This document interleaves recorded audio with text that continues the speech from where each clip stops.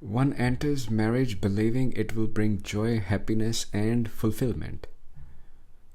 But the same misery, the same confusion remains, only now it is shared.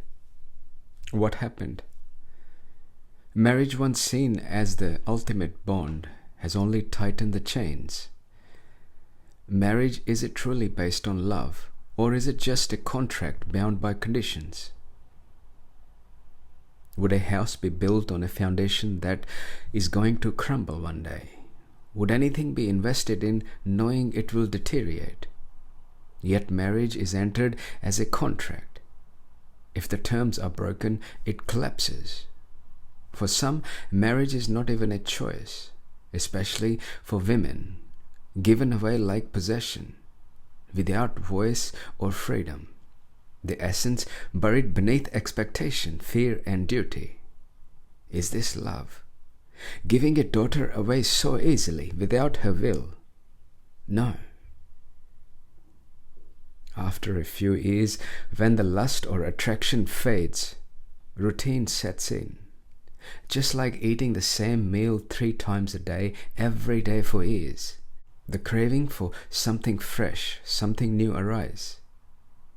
Excitement is sought elsewhere and the contract breaks. Or suppression begins to keep the contract intact. Actions are now hidden, not out of love but out of fear. Both are bound, unable to move freely. What kind of contract is this? A contract that traps, punishes, and binds. The contract is signed, but freedom is lost. Now every action is measured through its terms. There is no freedom. Before society and family dictated life, now another chain has been added, sharper and unyielding.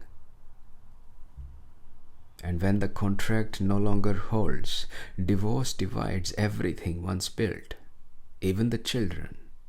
Then the cycle begins again, trapping yet another. But to see the truth, they must be looking beyond the body. This marriage is based on form, on the body. But the body will grow old and attraction will fade. Once that happens, compromise begins. Quietly but surely. Yet the source, the light that animates the body does not fade. When that light leaves, the body is lifeless, just an empty shell. The body is like a car, new today, worn out tomorrow. It loses its charm, its appeal, its strength. But the essence, the source, the light that animates it remains untouched. Next time you look at your partner's eyes and see the light shining through that eyes, only when you see from your eyes you will be able to recognize it. This body is real, but it is temporary. In the end, it dissolves back into the elements. The source, ever present, unchanged, is the only truth.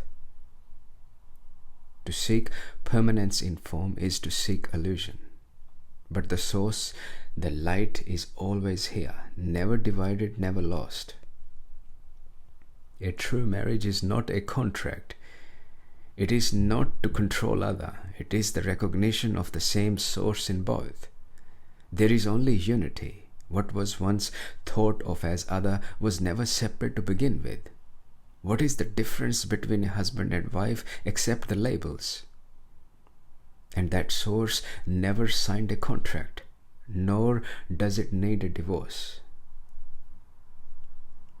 Even just like a ring, once separate pieces of gold melt into one seamless form, all the differences learnt, all divisions dissolve. There is no longer a both, just the recognition of one essence, flowing through everything, undivided, indivisible. When you recognize the essence within yourself, there is no need for anything else, because the same essence is animating the one you call your partner. Just as all the leaves are supported by the same tree, the notion that one leaf can give to the other is false.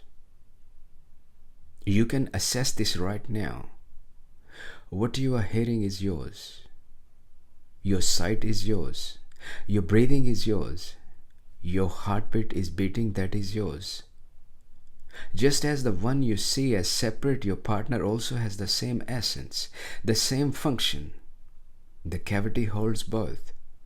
The wind gives life to both. Everything is already one, already complete, whole.